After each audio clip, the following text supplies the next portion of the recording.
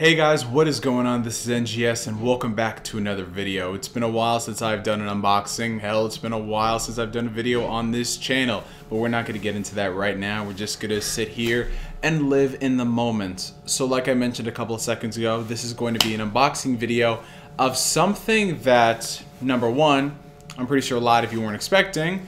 And number two, pretty sure it was something I wasn't expecting to purchase for a while. If you follow me on Twitter, Facebook, or Instagram, links down below in the description for your clicking pleasure, then you would know that I've purchased this particular item. So without further ado, let's stop all the mystery and get to the unboxing itself. So let's get on with the unboxing.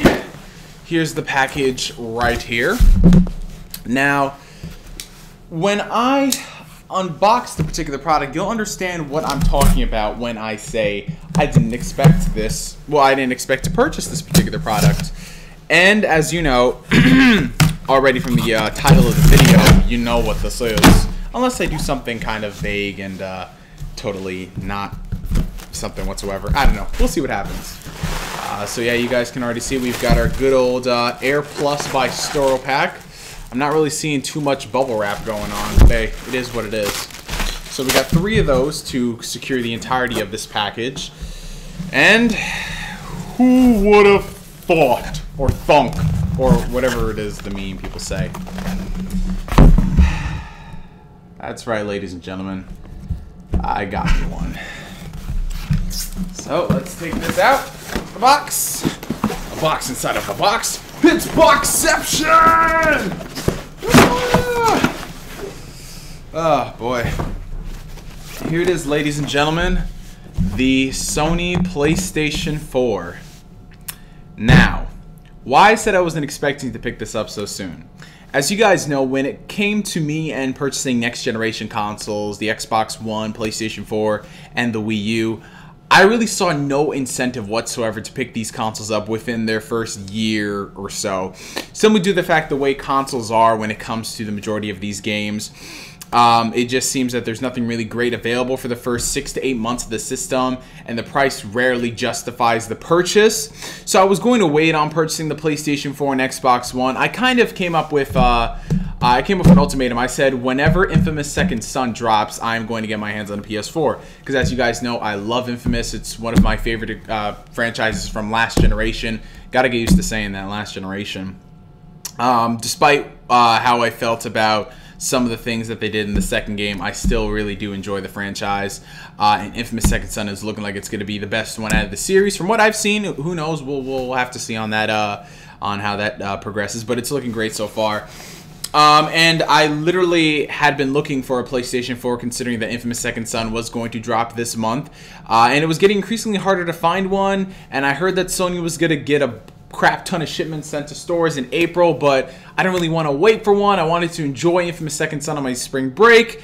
And I was browsing on Amazon and I saw that they had this available for purchase. And I'm just like, you know what, I feel like wasting $400, and that's what I did on the PlayStation 4.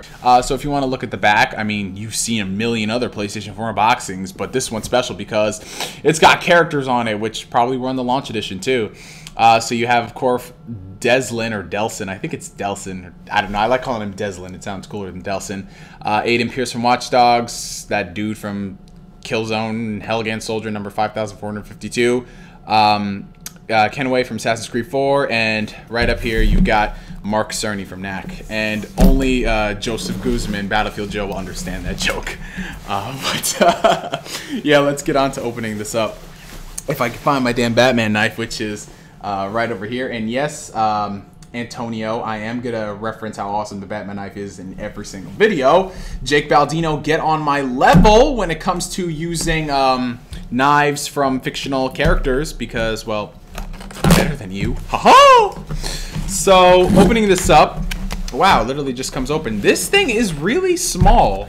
I mean, I'd seen videos and I saw the E3 press conferences of how freaking tiny the PlayStation 4 was in comparison to the predecessors, but yeah, more on the console later because that video would be really boring if we actually got into the system itself first. So let's get through all the boring stuff. Ho ho! Alrighty, so first thing on the bat, we've got, ooh, a bunch of stuff, woo! Is there anything else in the box that we need? No. probably end up keeping this. I do try to keep the boxes for majority of my things. We have this quick start guide. As you know, you get this with every single console. Welcome to the world of PlayStation. Probably not going to look through this at all because, well, it's a PlayStation system and they all start up the same.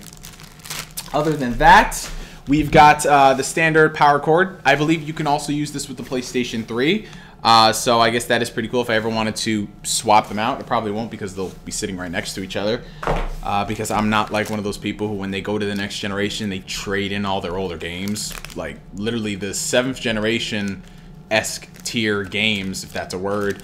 They're here to stay for a while. So why trade in your PlayStation 3 when freaking Persona 5 is coming out, people? Like, goddamn, seriously. This is right here is the micro USB cable. Really interesting choice that they went with this one as opposed to proprietary, but I actually like it. In a world where we're getting more standardized and less, you know, proprietary, I think that's a great thing. So I have an extra one of these. I can use this one for my Android tablet, my Nexus 7, which I actually love. Absolutely love, not actually. That makes it sound like I hated it. I can use this for my Bluetooth speakers and all that stuff. So yeah, really do like that they went with this one. The Vita 2.0, the slim model, also uses micro USB, so wherever you go, you'll always have a cable on you. This thing right here is HDMI cable. Literally, if it's 2014 and nobody supplies an HDMI cable with their video game system, that's pretty pathetic. But yeah, it's good. You can never have too many HDMI cables. This right here is the mono headset that comes supplied with the system. I really wasn't expecting anything too crazy. It just looks like something cheap. It is something cheap. You only have one bud. You seriously only have one bud? That's retarded. Yeah. Wow. Wow. That's all I can say about this. It came with the system. You put it in. You want a game chat from the get-go. You can do that. Whoopee. Have fun with that. I'm going to be using Bluetooth headsets whenever the heck they do come out with a patch for that. But more on that later. Now, on to the one thing that everybody's been talking about more than anything. The DualShock 4 controller.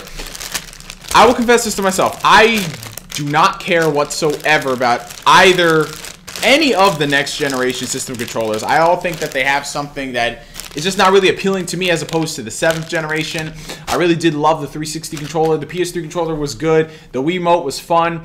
But I see the Wii U gamepad, no. I see the Xbox One controller, no. And I saw this and I'm like, who designed this? I mean, out of all of them, this is the one that looked the most out there. But yeah, these are my first impressions of holding the DualShock 4.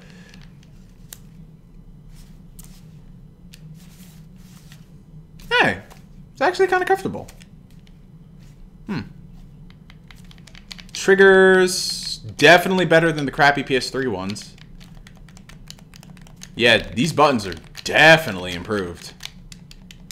Not the biggest fan, though. This is one thing I just can't stand Sony controllers for. The face buttons for the triangle, X, square, and circle.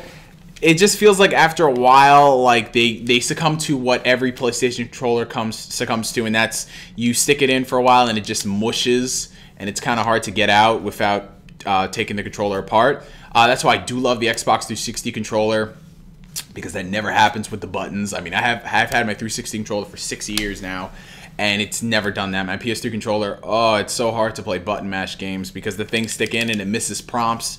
So, not really the biggest fan of why they went with this. D-pad feels okay. Analog sticks are interesting. This is the touchpad that nobody's ever going to use, and the share button, which I still think is the stupidest idea in the world because that thing is gonna die out sooner than it came.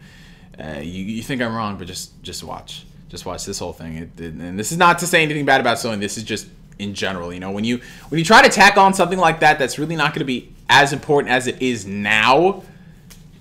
You know, options button, and there you have the designated light for whatever controller you are. And if you have a PSI camera 2.0, then you can use it as well. Actually, it'd be 3.0 at this point because you had the iToy, the PS3i, and then you have that. So yeah, 3.0. And the PlayStation Home button, as usual. Oh, wow. I pressed a couple times and it's lighting up. Sweet. It's like we were at a rave for a second. And this is, of course, where you plug in your headphone jack. But again, like I mentioned before, the controller design just really doesn't appeal to me at all. It looks so ugly in comparison to the competition. Even the Xbox One controller has a better look to it, in my personal opinion. Not something that I really can get behind in terms of aesthetics, but again, that's just personal nitpicks. Controller itself, it feels solid. Buttons feel better. Overall, it does feel better, but I don't know. I'm just really not feeling the look of the controller. And now let's get on to the bad boy itself, the daddy of them all, PlayStation 4. Take that out. Wow. This is actually pretty cool looking. I really do love the slanted design, old throwback to the PS2 days. Damn. This thing is really, really sleek. It's got that glossy finish up top there. 2 USB ports in the front. What else is going on? Back here you have HD, of course, HDMI, digital out, Ethernet, all that good stuff. But yeah, in terms of pure aesthetics, I think the PlayStation 4 has the best look this generation. It's small. I don't know how they fit all this horsepower in a system like this. Kudos to their design team, I guess. But it looks really good, standing up horizontally or vertically. And it's just so tiny in comparison to what I was expecting it to be. I thought both PlayStation 4 and Xbox One would be the same size, but apparently not. It's just crazy. But yeah, you guys, this was my unboxing of the PlayStation 4. I probably will have first impressions of the system within a week or so, just after testing it out for a bit, whenever I find free time between studying for classes in addition to work, which is why I'm still in my work attire. I literally just got home, and I saw a package, and I'm like, oh, video time. So yeah, you guys, PlayStation 4 unboxing. I'll be having an impressions video up sometime in a week or so. Yeah, from EDU for now, I'm NGS signing out, and like always, I will catch you guys later. Spirit gun without seeing my head. That's pretty dang awkward.